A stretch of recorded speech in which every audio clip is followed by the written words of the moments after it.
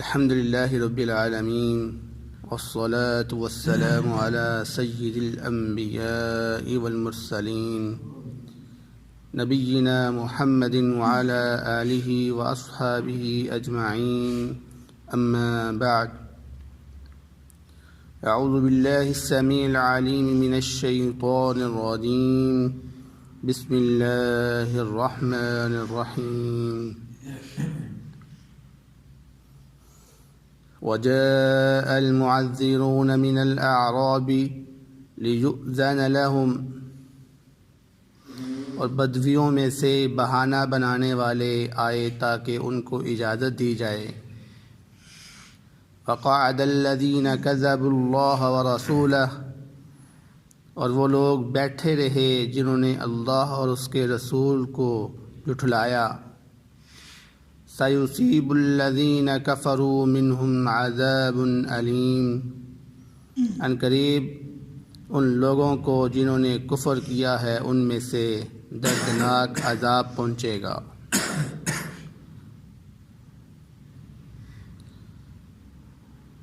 سورۃ التوبہ کی آیت نمبر 90 آپ کے سامنے تلاوت کی گئی ہے. اس آیت مبارکہ سے پہلے اللہ رب العزت اہل مدینہ والوں کے اندر جو مسلمان تھے ان کا یا وہاں کے جو منافق تھے ان کا ذکر فرما رہے تھے. اب اس آیت مبارکہ میں مدینہ کے ارد گرد جو علاقے تھے، جو دیہات تھے، وہاں کے رہنے والے لوگوں کا ذکر فرما رہے ہیں. اور دیہاتوں کے اندر جو لوگ تھے وہ بھی مدینے کے لوگوں کی طرح دو طرح کے تھے.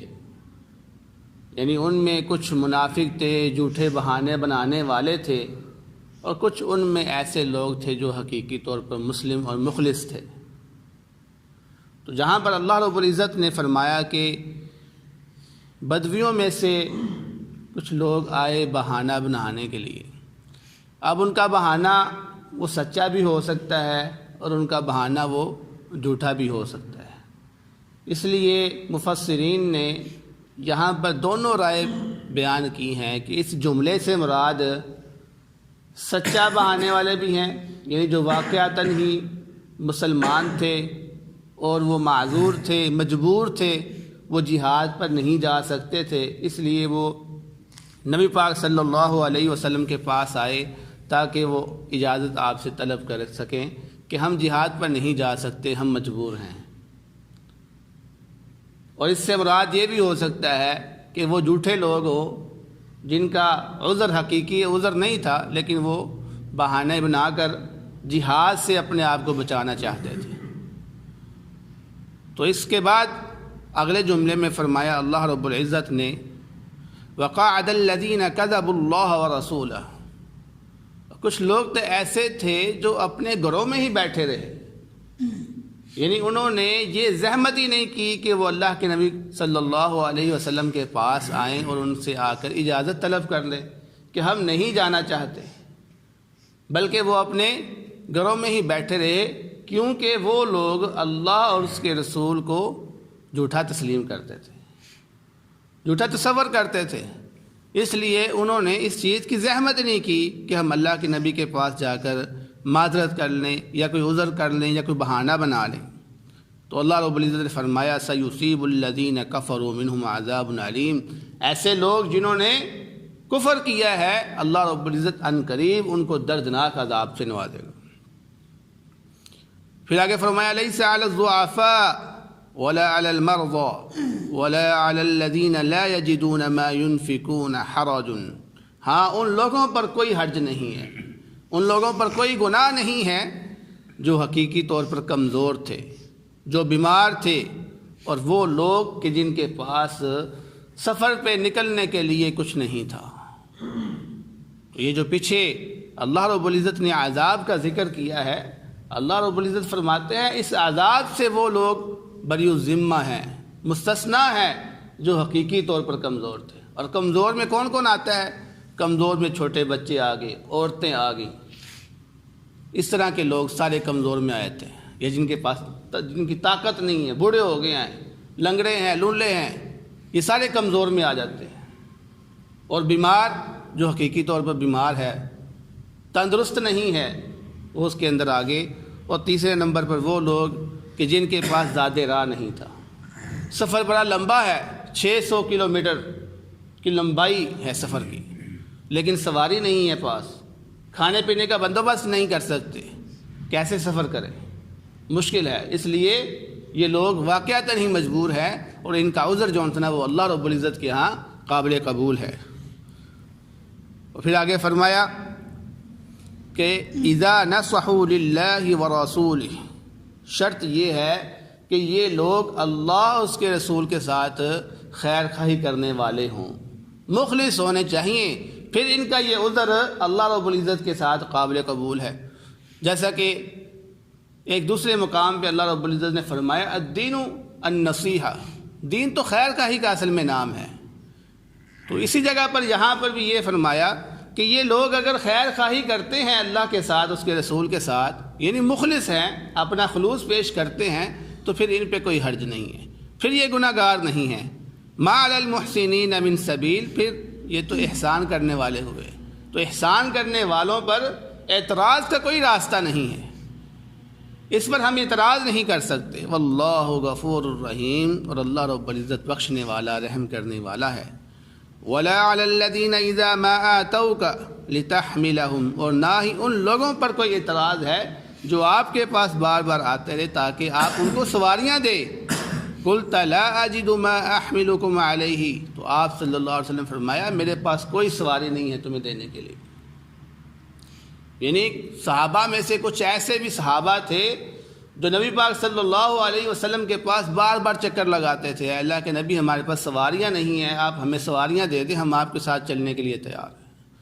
بار بار چکر لگاتے تھے، اور اللہ کے نبی ہر بار آپ ان لوگوں کو یہی کہتے تھے کہ میرے پاس سواریاں نہیں ہیں تمہیں دینے کے لیے۔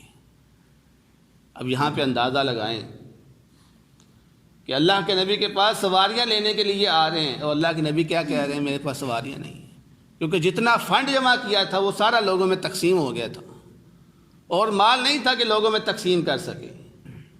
تو اس آیت کے اوپر ان لوگوں کو غور کرنا چاہیے کہ جو لوگ یہ کہتے ہیں کہ نبی پاک صلی اللہ علیہ وسلم کے پاس دنیا اور آخرت کے خزانے ہیں، اللہ کے نبی خزانوں کے مالک ہیں،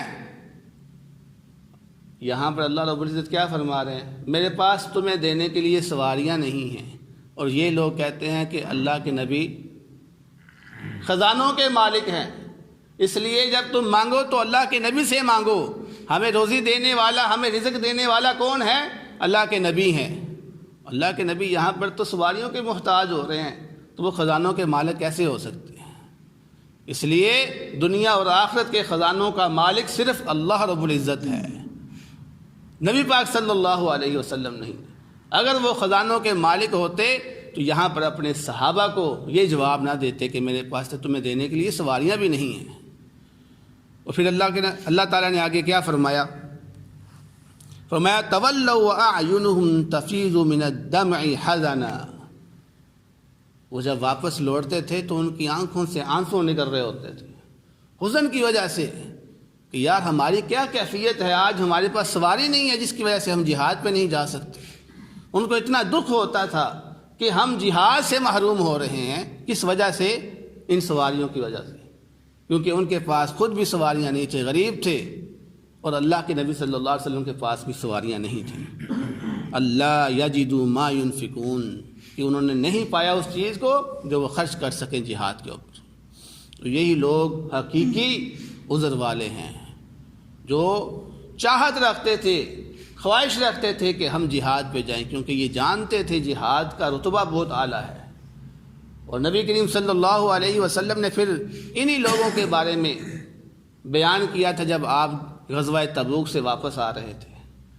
نبی پاک صلی اللہ علیہ وسلم نے فرمایا میرے صحابہ کیا تم جانتے ہو مدینہ میں کچھ ایسے لوگ بھی بیٹھے ہوئے ہیں کہ جو تمہارے اجر کے ساتھ برابر ہیں، تم جو بھی وادی طے کرتے ہو اس میں وہ اجر میں برابر ہے تمہارے ساتھ۔ صحابہ کرام نے فرمایا اللہ کے رسول یہ کیسے ہو سکتا ہے؟ ہم جہاد پر نکلے ہیں، ہم محنت کر رہے ہیں، ہم مشقت اٹھا رہے ہیں، وہ مدینہ میں بیٹھے ہوئے ہیں، تو اجر میں ہمارے ساتھ برابر کس طرح ہو سکتے ہیں؟ تو نبی پاک صلی اللہ علیہ وسلم نے فرمایا ان لوگوں کو مجبوریوں نے روک رکھا تھا، ورنہ ان کا یہ ارادہ نہیں تھا کہ وہ پیچھے بیٹھے رہیں۔ وہ تو روتے رہے ہیں بیچارے کہ ہمیں جہاد پر نہیں لے کے جایا جا رہا، ہم جہاد پہ نہیں جا رہے، تو اللہ رب العزت نے ان کی نیتوں کو دیکھ کر ان کو اس کا اجر دے دیا ہوا ہے۔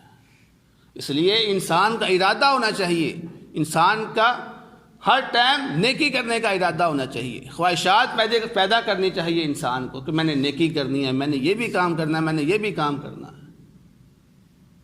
نہیں ہوگا کم از کم آپ کو آپ کے ارادے کی، آپ کی نیت کا ثواب ضرور ملے گا انشاءاللہ۔ تو یہاں پر اللہ رب العزت نے ان صحابہ کو ان کا اجر دے دیا ان کی نیت کی وجہ سے کہ وہ ارادہ کرتے تھے کہ ہم جہاد پہ جائیں۔ تو اللہ رب العزت نے فرمایا آگے انما السبیل علی الذین یستأذنونک وهم اغنیاء، اعتراض کرنے کا راستہ تو ان لوگوں پر ہے جو آپ سے اجازت طلب کرتے تھے اس حال میں کہ وہ مالدار تھے۔ اب دوبارہ آخر میں پھر منافقوں کا ذکر فرما رہے ہیں کہ حقیقی طور پر تو اعتراض کرنا ان لوگوں پہ بنتا ہے جو مالدار تھے لیکن اس کے باوجود بھی وہ جہاد پہ نہیں گئے۔ اللہ رب العزت نے ان کو طاقت دی تھی، مالی طور پہ بھی طاقت دی اور جسمانی طور پر بھی طاقت دی، لیکن اس کے باوجود بھی وہ جہاد پر نہیں گئی۔ رضوا بأن يكونوا مع الخوالف، انہوں نے اپنے آپ کو پسند کر لیا پیچھے رہنے والی عورتوں کے ساتھ بیٹھنے کو۔ فرمایا اصل میں کیا بات ہے؟